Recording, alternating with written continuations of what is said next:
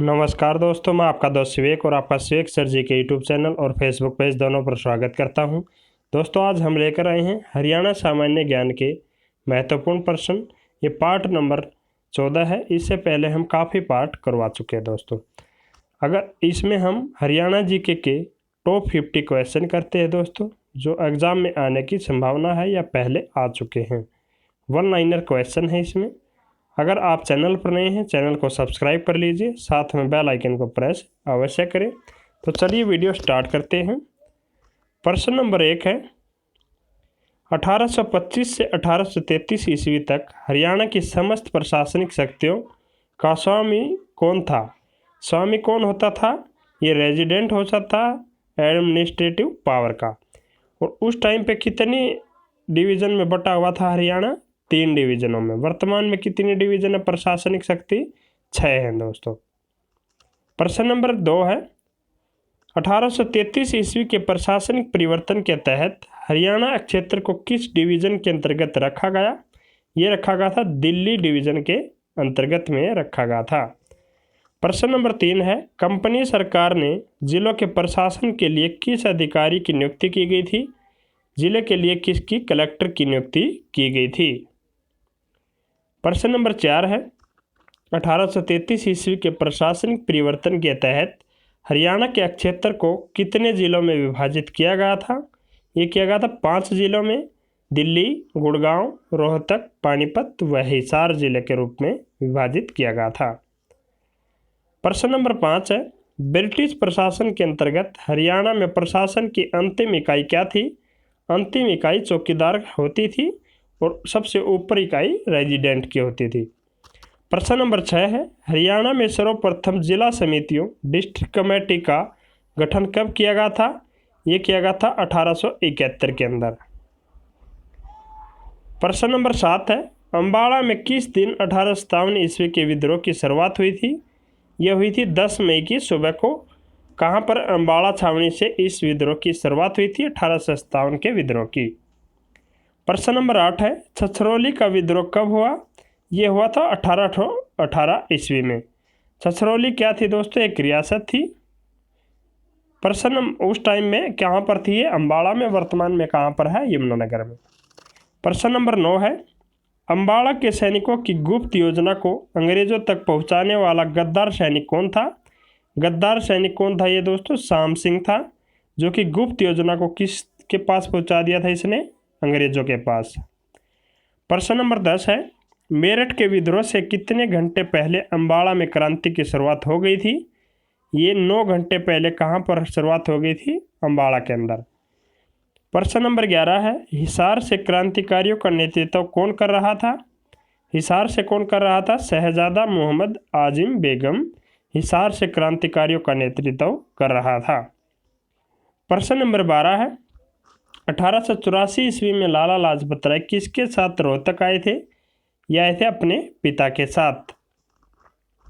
प्रश्न नंबर 13 है, रोहतक व करनाल में आर्य समाज की शाखाएं कब स्थापित की गई थी?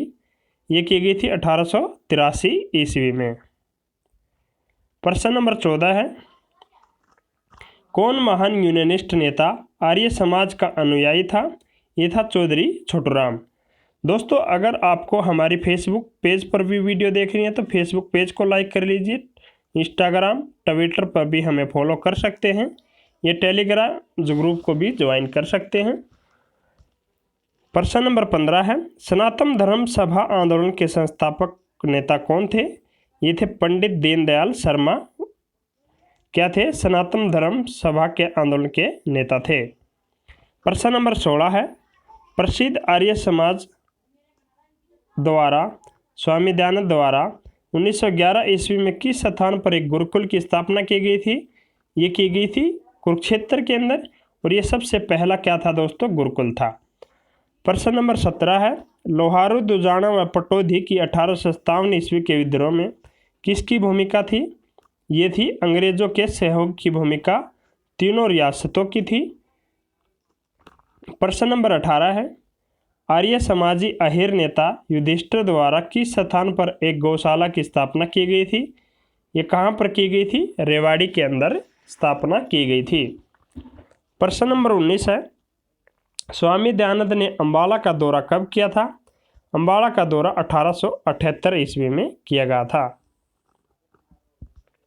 प्रश्न नंबर 20 है, मार्ले मिंटो सुधार अधिनियम एक्ट के तहत करनाल व अम्बाला को किसके साथ जोड़ा गया था? ये शिमला के साथ। करनाल व अम्बाला शहर को किसके साथ जोड़ा गया था? शिमला के साथ। प्रश्न नंबर 21 है, 1907 ईस्वी में किस नेता को अंग्रेजी सरकार ने देश निकाला देकर बरमहगी मांडले जेल में भेज दिया था? ये लाला लाजपत राय को भेज दिया था। कब भेजा था? 1907 के अंदर दोस्तों, ताकि यहाँ पर क्या है, सहयोग न कर सके रियासतों का। प्रश्न नंबर 22 है, अंग्रेजी सरकार ने 10 अप्रैल 1919 को किस स्थान से गांधी जी को वापस बम्बई जाने वाली रेलगाड़ी में बैठा दिया था? ये थी पलवल से। और इनको क्या किया गया था? पलवल से गिरफ्तार किया था। दूसरी बार कहाँ से? हिसार से भी गिरफ्तार किया गया था। प्रश्न नंबर 23 है, रिफाए आम सोसाइटी का संस्थापक कौन था? ये था पंडित दीनदयाल शर्मा। प्रश्न नंबर 24 है, स्वामी दयानंद जी ने रेवाड़ी का दौरा कब किया? ये किया था 1880 में, और इन्होंने ही यहाँ पे क्या की थी? गौशाला की स्थापना की थी। प्रश्न नंबर 25 है, 1825 ईस्वी तक हरियाणा की राजनीतिक शक्तियों का स्रोत क्या था? ये था गवर्नर के पास क्या थी? राजनीतिक शक्तियाँ थी। प्रश्न नंबर 26 है, वर्तमान में हरियाणा राज्य का अभिलेखागार कहाँ स्थित है? ये पंचकुला में है दोस्तों, और इससे पहले कहाँ होता था? चंडीगढ़ के अंदर। प्रश्न नंबर 27 है, पंजाब स्टेट रेजिडेंसी और एजेंसी की स्थापना कहाँ की गई थी? ये 1921 में की गई थी दोस्तों, पंजाब स्टेट रेजिडेंसी और एजेंसी की स्थापना। प्रश्न नंबर 28 है, पंचकुला से पहले हरियाणा राज्य का अभिलेखागार कहाँ स्थित था? ये था चंडीगढ़ के अंदर। प्रश्न नंबर 29 है, हरियाणा के क्षेत्र को ईस्ट इंडिया कंपनी ने किस मराठा सरदार से प्राप्त किया था? ये किया था दौलत राव सिंधिया से। प्रश्न नंबर 30 है, ईस्ट इंडिया कंपनी ने किस संधि के तहत हरियाणा को मराठों से प्राप्त किया था? ये थी सरजी अंजन गांव की संधि थी दोस्तों। इसी संधि के तहत क्या किया था? हरियाणा को मराठों से प्राप्त अंग्रेजों ने या ईस्ट इंडिया कंपनी ने किया था। प्रश्न नंबर 31 है, हरियाणा के क्षेत्र पर ईस्ट इंडिया कंपनी ने कब अधिकार किया था? ये किया था 1803 के अंदर। प्रश्न नंबर 32 है, कंपनी के प्रत्यक्ष नियंत्रण में आने वाले हरियाणा के क्षेत्र को क्या कहा जाता था? ये कहा जाता था अनसाइंड टेरिटरी। अनसाइंड टेरिटरी के नाम से हरियाणा को जाना जाता था।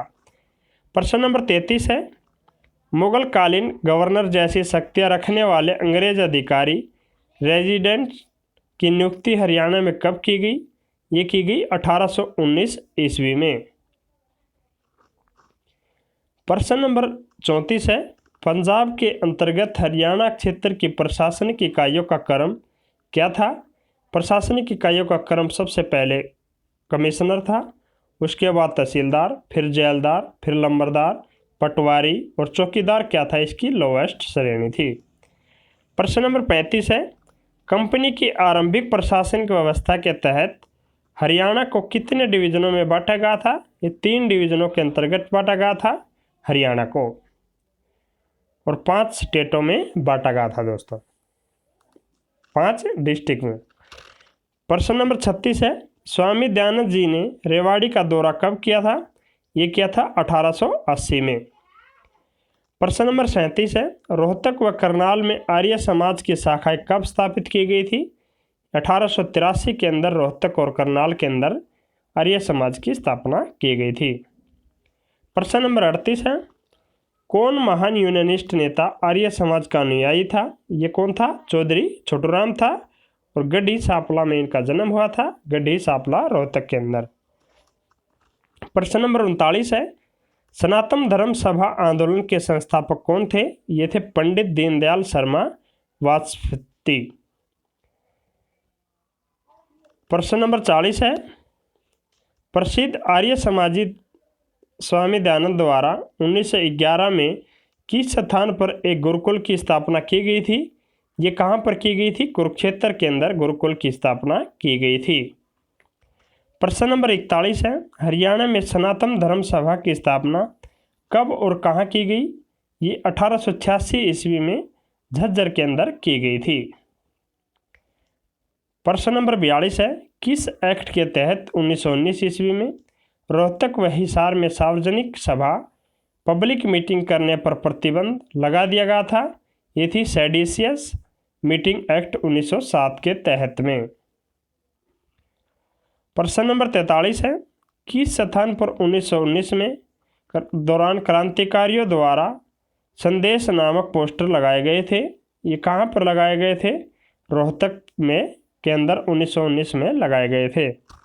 प्रश्न नंबर 44 है, प्रथम विश्व युद्ध के दौरान अंग्रेजों के इंपीरियल रिलीज फंड में सबसे ज़्यादा दान देने वाला व्यक्ति कौन था?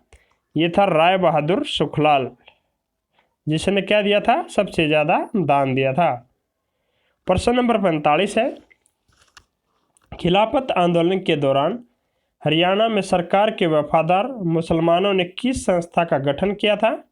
ये थी खैर खा मजलिस संस्था।